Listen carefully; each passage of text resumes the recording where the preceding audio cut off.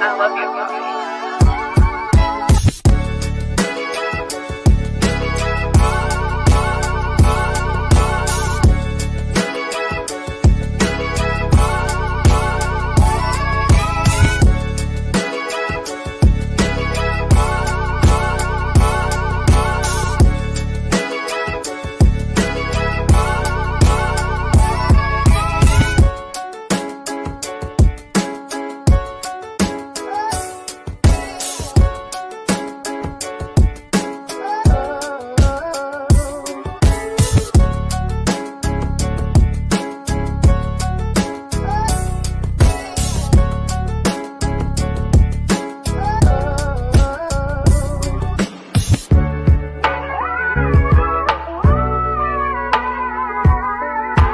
What is going on, everybody? This is the Shy Kid, and you are listening to an everything Chicago sports-related podcast. But we're not talking about Chicago today. But I'm here with one of Chicago's finest, the White Sox very own, Gabriel Wilkins. Gabe, baby, how we feeling?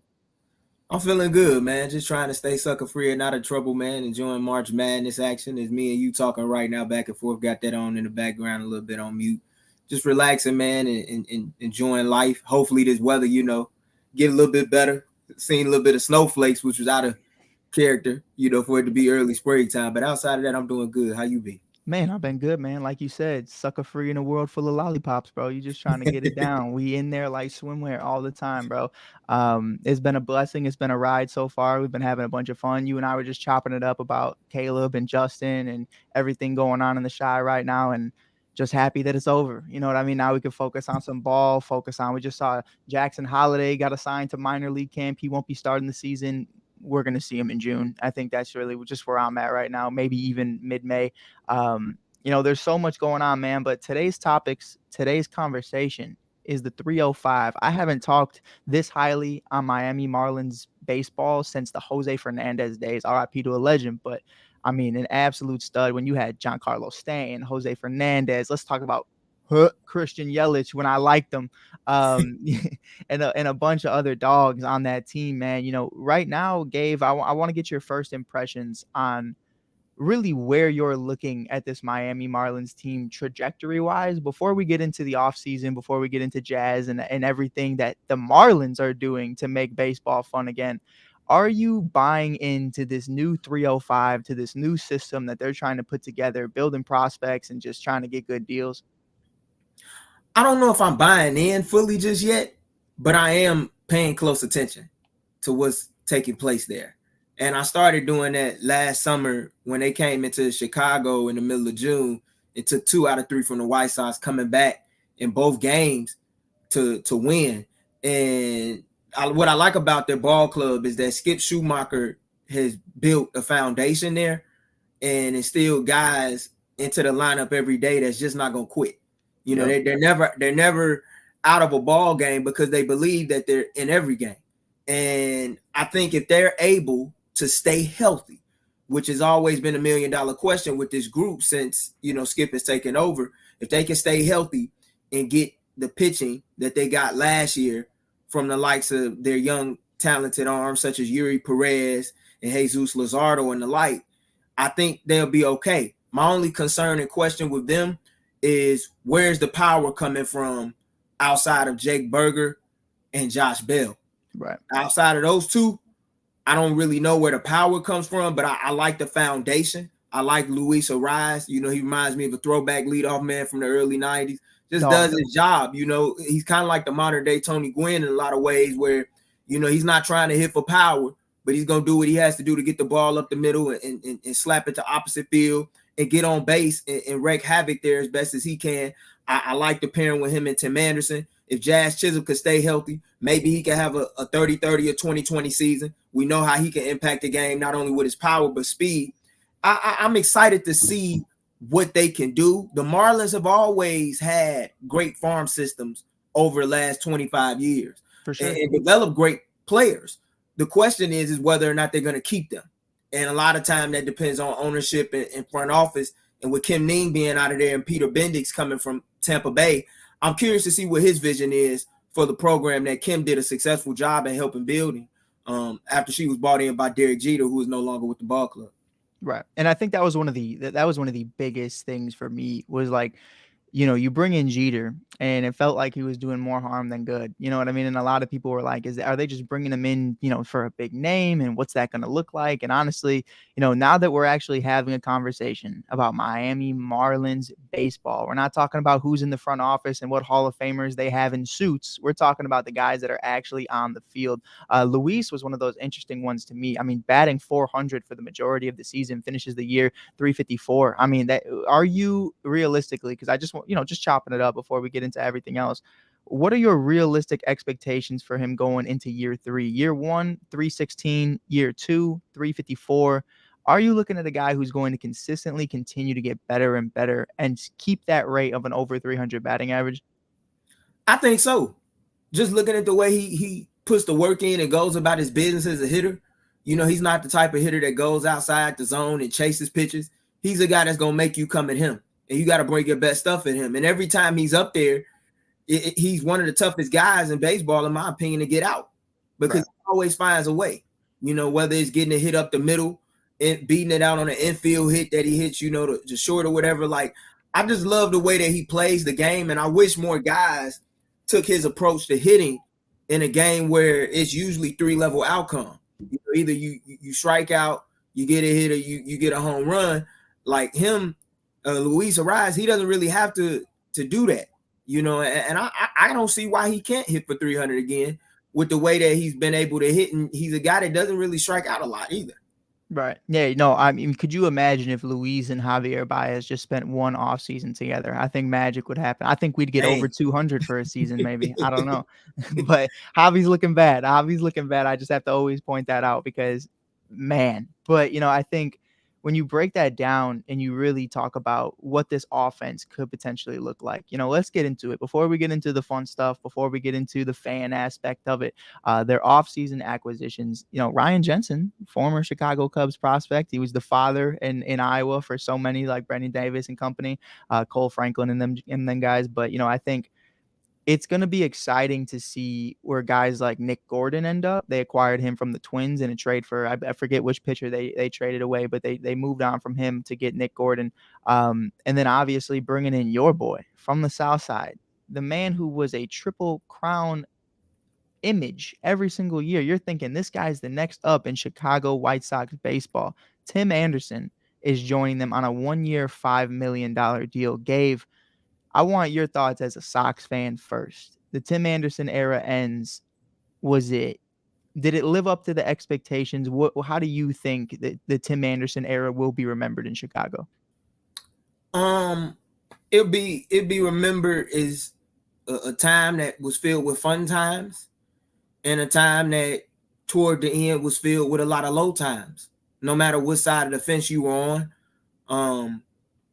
Very emotional, to lose him, and unfortunate. He was a guy that was a homegrown talent, a guy that was a first-round pick out of a junior college, which you don't see happen too often, and managed to probably be the most successful White Sox prospect within the last 15 years outside of Chris Sale. For sure. And to see him leave the way that he did with the season that he had, and I know a lot of it was due to injuries, but when you're playing for a fan base that is in search of a hero and a guy to lift the team up, like Tim was able to do and became the face of over time, and I don't think that was something that he necessarily wanted. He just became that face because I think, for one, he was one of the few players on the ball club that could speak English, for one, that helped him. And then two, he was a black African-American player playing in a city that is well represented by black people.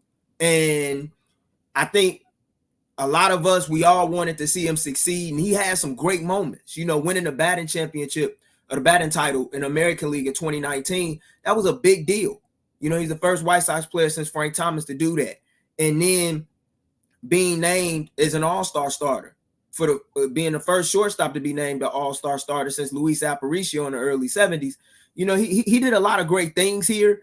And even though it didn't culminate in the end goal, which was to win a World Series, he won us help guide the ball club to a Central Division championship for the first time in 13 seasons in 2021.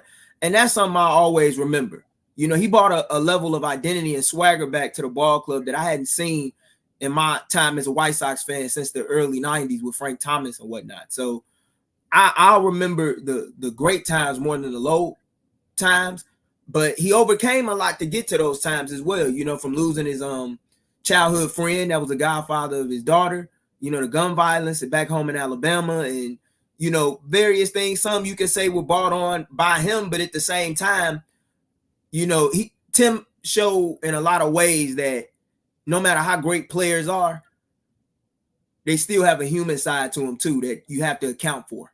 But all in all, I have nothing but love for TA. It was fun to watch him. You know, me and TA are the same age, and to see him grow up and go from the guy that wore number 12 to making number 7 a number that will forever be remembered in White Sox history because of him. You love to see that. And I love that last part you put on it, because that's exactly where I was with Justin Fields. Like, bro, we're the same age. I've watched you on Max Prep Sports. I've watched you in college. I've watched you in high school. I've watched you everywhere from start to finish, even on that little Netflix doc they did for a little bit. And it's like, I remember that. We have these. Remember, Spencer Rattler was viewed as one of the best prospects in the world. Man, the mighty fall, man. Jake Fromm. Don't get me started. Don't get me started. But really breaking that down, we even said that backstage. You and I were chopping it up, and that was a beautiful conversation I felt like we had about really breaking down. Can you repeat to me what you said about the D Rose, Justin Fields, TA conversation? Well, basically what I was saying was, you know, you learn a lot about the mindset of a Chicago sports fan and where they may come from whenever you hear about the following names, and that's Derrick Rose, Tim Anderson, and Justin Fields in sports conversations.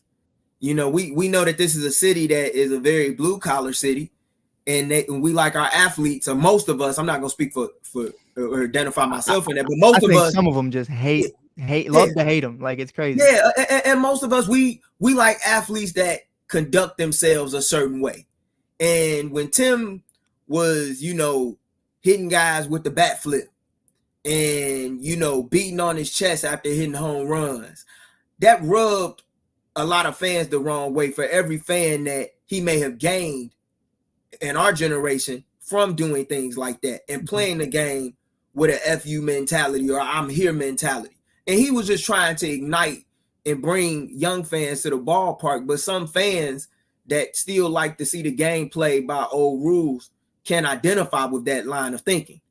And that's what I was trying to say with you, like in backstage prior to us going live, is that you can really find out the makeup of a person when you bring up any three of those athletes when it comes to talking about the dichotomy that is Chicago sports. No, most definitely. And it, you know, we love to hate you and we love to love you. Like, it is what it is at the end of the day. D Rose out of Inglewood, you know what I mean? Like, the youngest MVP in till this day in NBA history. And, you know, the son of the Shy. That's really what it is. The son of Shy, and really just watching that whole roller coaster of a career as a Chicago Bull go on. You're the number 1 overall pick to your hometown, and you think it's going to be nothing but love. And then towards the end, you know, it's the same thing we saw with Javier Baez, the same thing we saw with Tim Anderson, the same thing we saw with Justin Fields. And, you know, to Justin's fairness, I never saw the highs of Justin Fields. I think draft day was the highs, and then it immediately turned into lows because you didn't let him practice with the first team unit with Andy Dalton is QB1, but whatever. But getting into that, you know, we talk about, you know, people not liking the swag, not rocking with the new era of baseball.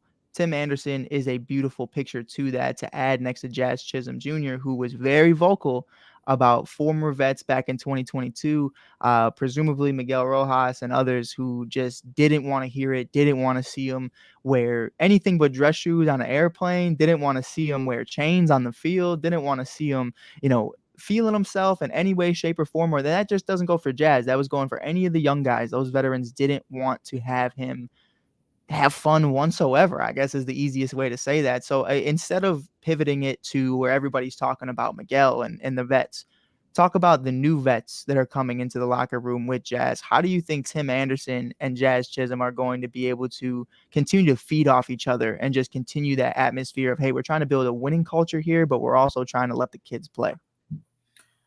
I think they feed off of one another very well. They play the game with a high level of energy, with a sense of pride, and I think they're gonna be able to restore that in Miami with a group of other young players that will embrace them. And I think it's a great situation for Tim to be in personally because he doesn't have to be the face of the ball club over there. Whereas when he was here in Chicago, by default, he had to be. Right. And even if he didn't want to be, he was the more marketable face. So by default, he was always going to be the face of the ball club. And the fact that he could speak English, it helped him, with the media in a lot of ways. But I like the pairing of the two, and I like their pairing beside Luis Ariz. I think it should be a very exciting time in Miami for baseball fans in the 305 in the Dade County area. And I'm interested to see how it all works out. But when you talk about Jazz Chisholm's comments about veterans, that brings me back to the point that I was making with Tim Anderson. It's like, as much as I love baseball, I think the reason why baseball has had such a hard time attracting and drawing young fans is because we haven't gotten out of the old realm of thinking. And in my opinion, baseball has a significant cultural problem right now. Even though it's well represented culturally, you have certain people trying to police the next generation and telling them there's a certain way that they can play the game and a certain way that they can't.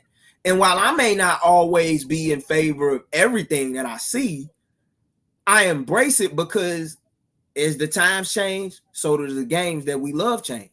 And if we don't embrace those changes, then how can we move and push the game forward? So I get what Jazz was trying to say about that. And to me, that speaks to an issue with the league itself. And that's where I was gonna go with it. Like I know you mentioned, the gatekeepers. I always call them gatekeepers, and they're couch coaches. They haven't played anything past maybe high school ball, but for whatever reason, they want to tell you how to feel yourself with all your money and to do how you play. You know what I mean? But it is what it is. But I think the real gatekeeper is actually the league. You know what I mean? Like I know a lot of people felt some type of way about Michael Vick, the Lamar Jacksons. I'm not even trying to put him in this box, but they put him in this box. Jalen Hurts, who is not whatsoever similar to Lamar Jackson and company in terms of an actual running quarterback, but he's mobile, but he's not, you know what I mean? Like they try to put him in that box. I'm like, I've seen Jalen make great throws, but I think when you start to see the transition very quickly, the Justin Fields of the world, the Lamar Jacksons, they're coming in and out left and right, and the league is accepting it and they're promoting it. And now you're starting to see, hey man, listen, at first, take your mid-range jumper, bro. We don't shoot threes. Immediately after Steph Curry and the Warriors shoot over 500 threes in, 2014, 2015, between Curry and Clay alone, over 500 threes, they start winning championships. Now you got everybody coming in the league shooting threes. That's just what it is. The league needs to understand the swag that comes with the game, the athleticism, the electrifying offensive plays that come with this. I'm seeing them continuously, night in and night out, post JD Martinez hitting just straight up home runs in a short porch. You know what I mean? But we're not going to show the electrifying plays that we see in Miami or that we see in Baltimore. We're not going to see those things. They're going to stick to the same three faces. They're going to stick to Acuna, who fair enough is electrifying as it can be. You know what I mean? But you also look at Ohtani and Trout.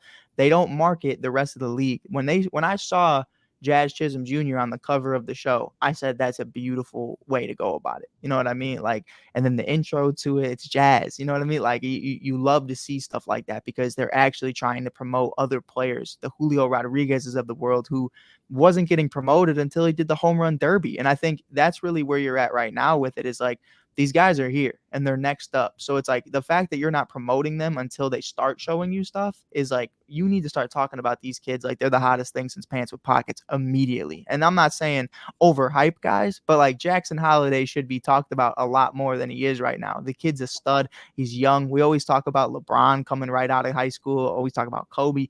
Baseball is like, oh yeah, we don't care. Like, this kid has a chance at making the majors before he turns 20 years old. That is insane. And the fact that we're not talking about that, to me, on a higher level, is absolutely insane. So I'm excited about it. I can't wait to see what happens.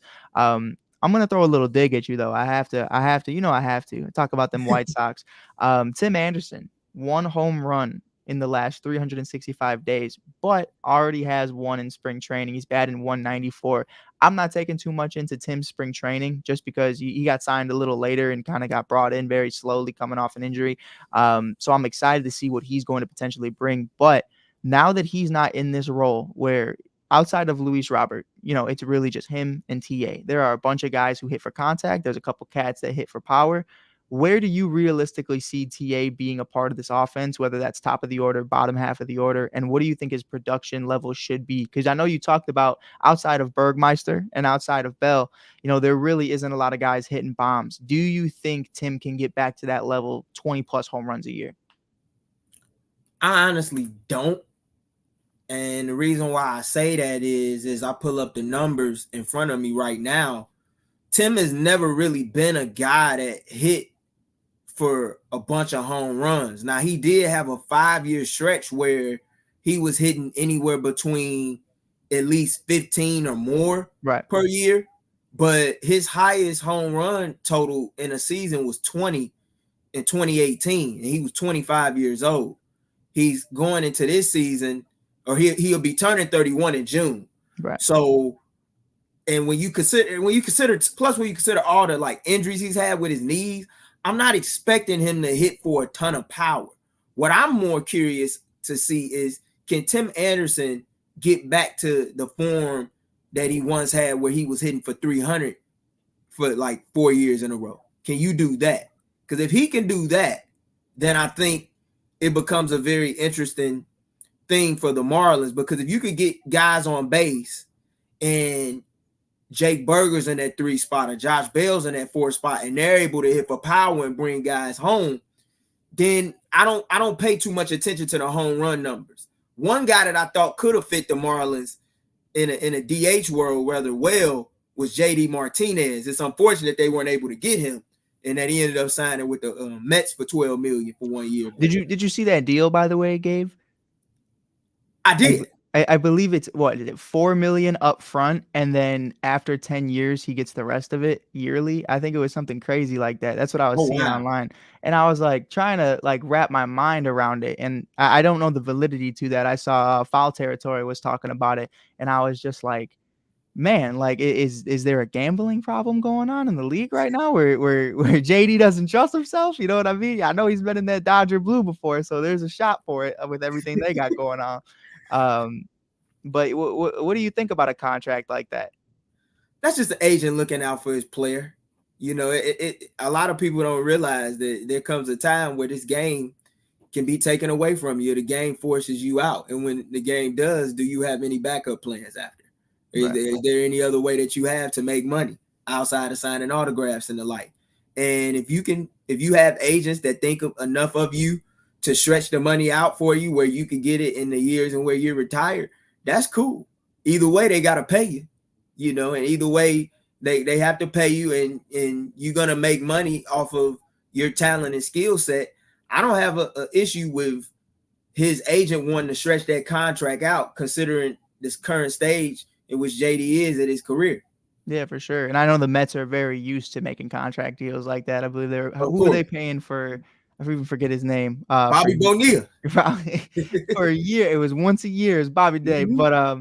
But breaking that down and having a real conversation though, I want to talk about financially where the Marlins were at this offseason, because it's cool. You bring in TA 1 year, $5 million. That's a big name. But obviously there's a reason he was $5 million on a 1 year deal. You know what I mean? Coming off a career low in a lot of different categories.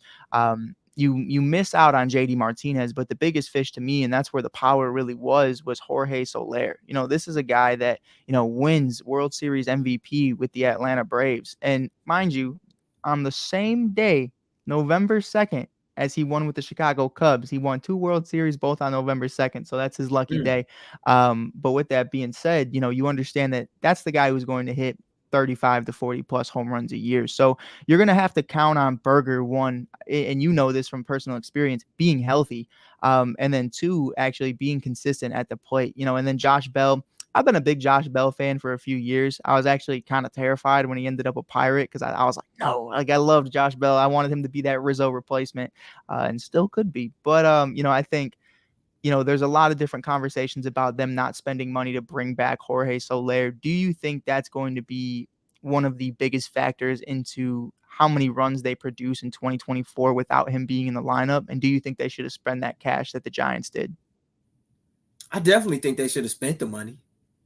Jorge Soler had a very great season for them, was an all-star for them, and was really the spark plug of that offense, in the cleanup role.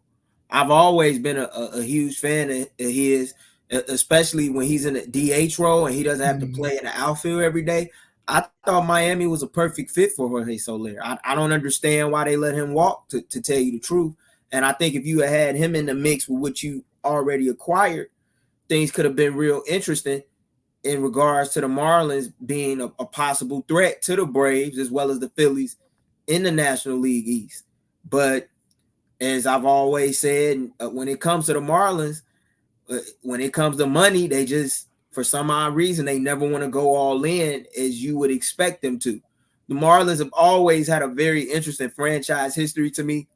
For them to have 2 World Series championships without ever hoisting a division banner is some very crazy shit. You know what I'm saying? Like, Yeah. I have not, but they're a team that when they get hot at the right time has always found a way to make some noise. But I do think that this offense will miss Jorge Soler, and the fact that they weren't able to replace him with a guy like a JD Martinez, I think that could loom significantly large, unless if they seek to address that issue, which I do believe will be dependent upon where they're at come time for the trade deadline in the National League East standings.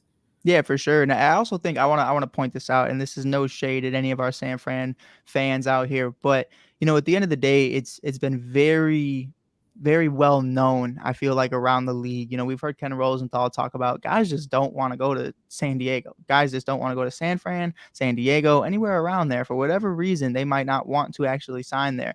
For whatever reason, it's weird. I've heard it's environmental. They're not a huge fan of where the ball club is or where it is in kind of just the area. So a lot of free agents just don't want to go around there. So it's not like Jorge Soler went to an amazing situation. They overpaid for him, rightfully so, because then they also bring in guys like Blake Snell and Matt Chapman because nobody else wants to deal with Scott Boras. So it's not like you're losing Jorge to the Cubs again, or you're losing him to the Red Sox or the Yankees or even the Dodgers. You know what I mean? And it's one of those conversations where it's like, I don't think the market for Soler was that huge. So the fact that you couldn't keep the guy who already had success here and convince him to be here, it had to have come down to financials. So I think you're definitely right, especially when it comes down to the, Rhys Hoskins of the world, the JD Martinez's who were available on short-term deals. You definitely could have got something done to replace him. And maybe there's somebody in their system that you and I just aren't like picking off the brain right now that they think could be that, but immediately to come in and rip 40 plus home runs to replace those numbers is going to be really hard to replicate. So I know there's definitely somebody they have cooking or something they have planned, but right now I just think their main focus has been to the festivities and everything else going around in the ballpark. So let's get into that. First of all, I want to get into the most recent one. All you can eat seats. You buy $52 or the starting price, and you can get all you can eat food. Right now, there's so many things going on, from flags to instruments to music being played. There's rumors there's going to be fireworks. There's going to be so much going on in the 305, trying to bring back what we know the Miami Heat culture had so much success doing, and even Dolphins fans, for the majority of the time when they're not killing people in the parking lot. Got to talk about it. Doesn't get talked about enough. I'll never go to a Miami Dolphins game. But in all seriousness, you see the 305 having a blast. How huge could this be when you already have electrifying swag players like Jazz Chisholm and Tim Anderson, and now you throw in trumpets, now you throw in guitars, now you throw in fireworks and all you can eat seats? Like, Gabe, how good is this for baseball if they market it correctly? I think it's good from the standpoint that it attracts fans to Lone Depot Park, but I think the World Baseball Classic has a lot to do with that. And I think if it wasn't for the World Baseball Classic games being held in Miami a year ago, that this idea may not have came into full fruition for the Marlins and their PR department and their front office and people within ticket sales that are trying to ignite fan interest. I think the Marlins are always going to have a tough time trying to attract fans, just from the standpoint of they play in Miami, you're in South Beach, this is a vacation destination, and it's a lot of things that you're competing with, from nightlife and various resorts, hotels, and the like. They have to build a winner. And it's like the saying in the Field of Dreams movie, if you build it, they will come. And I believe they're going to come no matter what if they win. But I do think it's cool because it allows them to market to different cultures and segments of Miami, which is a very diverse city. You talk about a city with a tremendously huge Haitian population, Cuban population, Latin America, is very well represented. And I think with baseball being one of the primary sports of that culture, you can tap into that market a little bit better with having them be their authentic selves at a ballpark and in a game, man, just enjoying it and having fun in the summertime. So I'm eager to see how that works, but I want to see them build a team for the city who I know will support a winner, because they've done it no matter who's won. They did it with the Dolphins in the 70s. Mm-hmm. They did it with the Heat in the mid 2000s with D Wade, as well as the Big Three era. They will come out as long as you win. Yeah, for sure. I know Gabe didn't just disrespect Jimmy like that, though. That's my dog. Come on, man. They've been doing it now, man. Yeah, they've been doing it. They've been doing it now, but no disrespect. They ain't winning, but whatever. But you got to win one. They getting there, though. He's a top 5 Miami Heat player of all time, which is kind of wild to say, even though he's been there for the last 5 years. Right. It's hard to believe that time is going by that quick, but he's top 5. But until he wins, it's kind of hard to put him up there with those guys. But he'll get his jersey retired there for sure. I love Jimmy. Most definitely. We always talk about playoff Jimmy, man. He's one of my favorite players all time. My favorite player to root for. Every April, every May, I'm like, oh man, it's that time. It's that time. We got the emo wig comes off and it's just playoff Jimmy. We're in there, bro. But it's going to be exciting to see Miami really get after it. And I think there's so many different levels to who they could potentially be. And one of the biggest falls for me was obviously, very, very rough start to the season for Sandy Alcantara. And you understand that there was a lot that went into that. I felt like he didn't look right from the very jump. You know what I mean? Like, you just looked at him and you were like, something just seems off. And obviously, he ends the year with Tommy John surgery. He's going to be out for the completion of the 2024 season. How big of an impact is that for them, especially when you look at a team that was just shy of making the playoffs last year? They were in the Cubs' face the entire time. You know what I mean? They finished the year, if I'm not mistaken, 84-78. Breaking that down and understanding how close they were. You have a Cy Young caliber pitcher on your arsenal, and now you're missing them. I understand, to have that conversation, Gabe. We watched the Texas Rangers win it without DeGrom and Scherzer, so anything can happen in the game of baseball. But understanding that was the focal front of your starting rotation. So how big of a hit is that going to be for them? And do you see anybody stepping up to that task of being that next guy in line? It's a major hit because Sandy Alcantara is a throwback pitcher. Like, when he won a Cy Young, he was pitching over 200 plus innings. Mm-hmm. You don't see that too often in today's Major League Baseball. And he was a guy that was capable of going well into the 7th or 8th inning when he had his stuff going right. And yeah, he didn't look the same last year compared to the season which he won the Cy Young in 2022. And it was unfortunate to see that, because when he's healthy and he's pitching at a high level, he can be a workhorse for your starting rotation. And now I don't know where that's going to come from, because when you have injuries, not only with him being out for the year, but Yuri Perez is going to start the year on the DL with a shoulder issue. Braxton Garrett, even though he threw in a live BP session a couple days ago, he's going to be entering the season on the IL with a shoulder issue. And then you're without your top 3 pitchers to start the year. So the guy that I'm looking at to step up is honestly going to have to be the first round draft pick that came in their farm system a couple years ago with tremendous talent and promise. And that's Max Meyer. He's the guy that's going to have to really step up alongside of Jesus Luzardo. And hopefully they could get Cabrera healthy very soon as well, because to me, that's really the backbone of this ball club. Their pitching is going to have to keep them in games. And if they're not healthy or their starting rotation isn't healthy, I don't know how they're going to stand a chance in a National League East division where you could honestly say outside the Los Angeles Dodgers are where the top two teams in the National League reside. And that's the Braves and the Philadelphia Phillies. No, most definitely. And I also think, at the end of the day, I know from a pitching standpoint, the Mets aren't going to really be involved, at any point when it comes to going after the East. But if you're going up against Miami, it's just going to be bat versus bat. You know what I mean? It's just going to be Alonso and JD and Betty and all these guys, and of course Lindor, and all these other cats going at it. And there's going to be zero pitching within that because obviously you have so many different guys banged up in the Mets organization right now and between the Miami Marlins. But I think at the end of the day, you have to separate yourself. You have to kind of just like we talked about Philly just a couple years ago before that World Series run. Like, yeah, you have great bats. That's awesome. But how are you going to get to the dance? You need to have aces outside of aces. I mean, we need to talk about aces, spades, left and rights, kings and queens, all of it, bro. Like, you need the arsenal. You need every single person with an arm who's throwing over 90 miles per hour to be able to give you multiple innings if you're going to compete for a World Series. And that's just what it is. You know what I mean? That's just how the game is. We look at the Houston Astros. The Astros can burn it. The Astros can go.